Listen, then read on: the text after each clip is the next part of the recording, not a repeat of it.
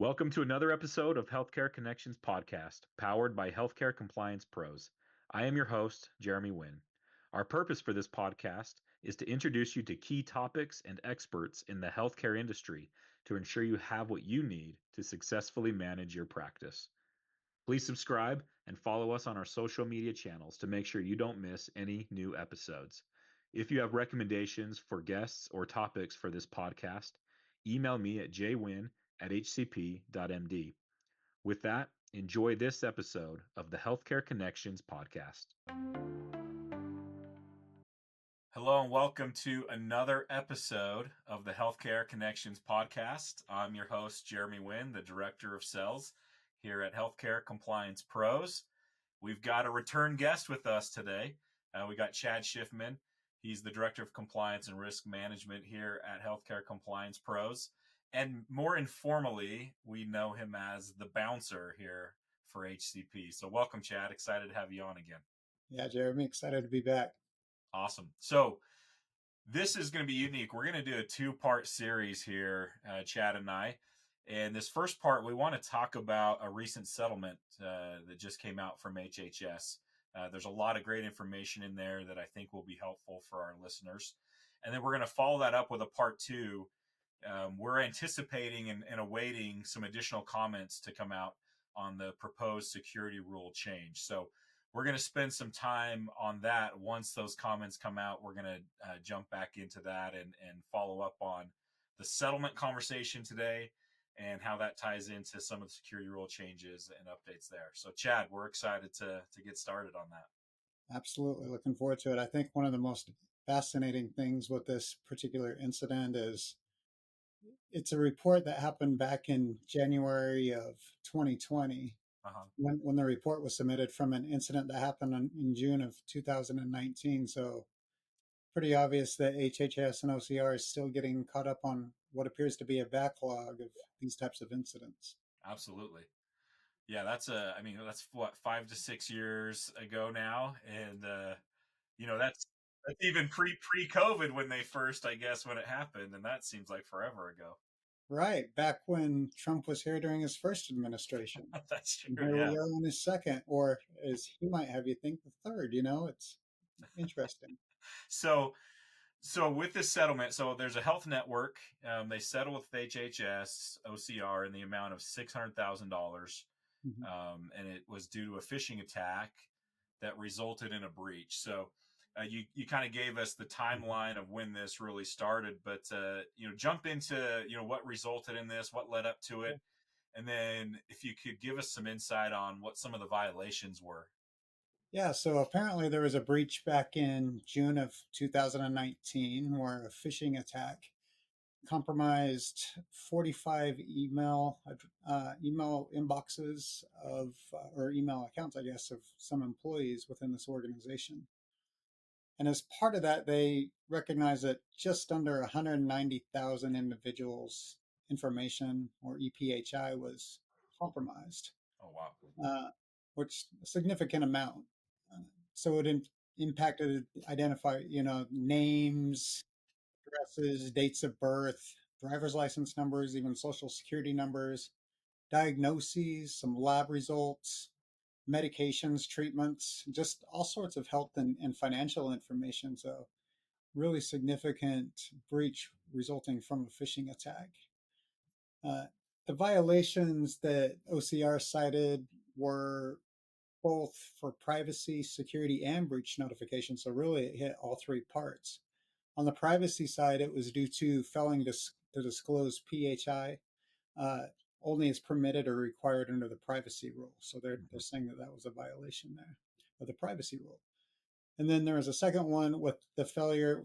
This is one that we see in almost every enforcement activity, whether it's ransomware, phishing, even security rule enforcements, is where they failed to conduct an accurate and thorough risk analysis of the potential risks and vulnerabilities to the confidentiality, integrity, and availability of EPHI, which we know is at the heart of the HIPAA security rule.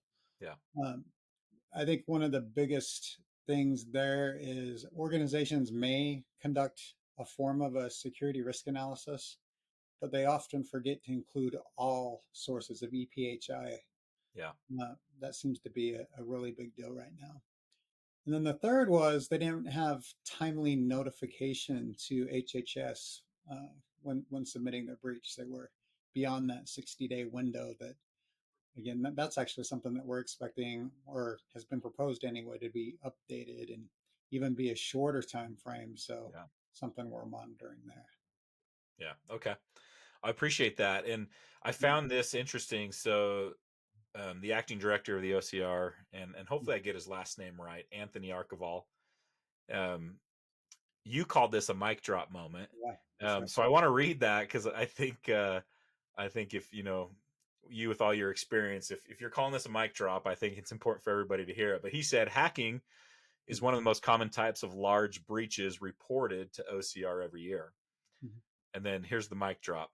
HIPAA regulated entities need to be proactive and remedy the deficiencies in their HIPAA compliance programs before those deficiencies result in the impermissible disclosure of patients' protected health information. So, Chad, where you found that fairly significant, maybe guide us through, what does Anthony mean by that comment, and what can we learn from that? Well, I think whenever there's deficiencies, especially in this case where it resulted in violations of the HIPAA privacy rule, HIPAA security rule, and breach notification rule, I think often organizations don't have all the policies and procedures implemented that they need to have. Uh, they may not be updated. They may not have reasonable and appropriate safeguards to their organization size. Mm-hmm. Uh, they just, and then maybe failing to train their employees on, security awareness and cybersecurity and different things like that. Um, I think one of the takeaways for me on these recent enforcement activities is it's pretty clear what their focus is. It's on cybersecurity, it's on preventing Yep. ransomware and phishing, and I don't think it really would have mattered what administration was in there, whether it was the Biden administration again or the current Trump administration. I think both are really focused and concerned on that, and that's where I expect a lot of their focus this year. And so, that's what we're seeing so far still being reported. And another thing is they're under those phase 3 of the HIPAA desk audits at this time. Mm-hmm. I mean, they're not doing a lot of organizations, but, I would expect that some of his comments are in relation to what they're looking for in those desk audits as well. So they want to make sure that organizations do have a comprehensive uh, compliance program that includes privacy, it includes security, it includes breach notification. You have your cybersecurity best practices, all those elements. Ensuring that those employees are trained, and like we just talked about, that EPHI inventory is so critical. Yeah, just understanding and where's it located, Mm-hmm. how are we getting it, what does it flow through, how does Yeah, it leave the system, right? There's so many things to consider when it comes to EPHI. and then from there, it's the risk analysis is supposed to consider that and be based off of the EPHI inventory. And I think that's sometimes one of the biggest misunderstandings for organizations is it's real easy to jump forward to the what we call the gap assessment piece where you're looking at more like, yeah, we have these policies, we have these Mm-hmm. procedures, and we think we're doing all the stuff that we need to do on that part, but they forget to really think about that entire EPHI inventory. Mm-hmm. Absolutely. And I think one of the other critical things, there's a lot of technologies and tools out there now to do simulated phishing campaigns. I won't necessarily name those organizations because there's several of them, and but there's a few that we highly recommend a lot of times to our clients, and maybe talk through the benefit of those, again, simulated phishing campaigns and how those can help. Well, I think it's always interesting when you do those to see who takes the bait and who clicks on it and thinks, oh, that looks like a link I should click on. Hmm. And so learning who maybe the risks are within an organization. I mean, not to target them, but just so that you can provide some education to them to reduce something more significant from happening in the future. Because it's real easy to get tricked. These bad actors are getting real creative. I mean, we've even seen it hit our organization Yep. where our CEO, our we all get some sort of targeted campaign, and it's like, geez, they think they're getting tricky. So I think the benefit is training the workforce to identify what's suspicious, what not to click on, and how to report those and handle those so that you don't impact your organization and potentially your clients as well. Absolutely. And obviously AI makes this easier. And Hmm. it's been interesting to me because I think with AI, some of those emails have gotten worse where they're more obvious. Right. But then on the other side, there's been some that have gotten so good that I've had to look really deeply a few times to say, okay, is this, I think this is phishing, Hmm. but I've got to really dig in it and look. There's less middle ground, and some have gotten just so bad that they're so obvious because they're just getting them out quick. But yeah, it's made it tricky with technology advancements out there. Yeah, and I think those lessons learned from that you can integrate into your cybersecurity awareness training for each year and update it as the threats change. I think OCR is pretty good about providing updates, but CISA and other organizations are good as well. I think it's important to stay on top of what's current and those threats. Absolutely. So as we get ready for part two of this, when are we anticipating some of those additional comments to come out?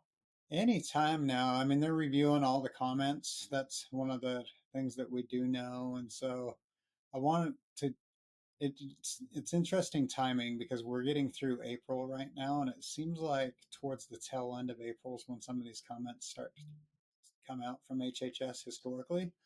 Uh, I don't know that we would see what we're really going to see, other than I really do think we're going to.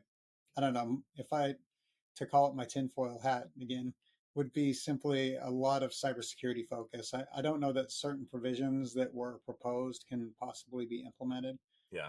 or perhaps I'll even go back to the drawing board. But regardless of what happens, I do feel like cybersecurity is going to be at the top of the list no matter what. Even if they do away with this completely, there would be some sort of guidance that comes out for cybersecurity. Okay. Well, Chad, thank you for giving us an update on this settlement and then some insights as Yeah. we look forward to part two and we follow up after these comments to talk about what potential updates we may be seeing, anticipating looking forward. And then finally, before we go, I've just got to mention you alerted me to this musical duet from the 60s called Chad and Jeremy. And Right, right. I think it's only appropriate that as we exit on this video, that Josie, who does an amazing job editing these, maybe she can throw in a little bit of music from Chad and Jeremy. Right. Some classics right there. Okay, well, the 60s are going to come back to life here Right. shortly. So I guess one of their big hits was called A Summer Song. So I Yeah. just started listening to it this morning when you alerted me. So Chad and Jeremy here signing off and looking forward to part two. Thanks, Chad, for being on. Yeah, you're welcome. Thanks for having me. Yep. Thank you for tuning in to this episode of the Healthcare Connections podcast. For more information on the topic we covered today, you can reach out to me or to our guest. For any additional information on healthcare compliance pros, feel free to email me at jwin@hcp.md. Don't forget to tune in next week. Thank you.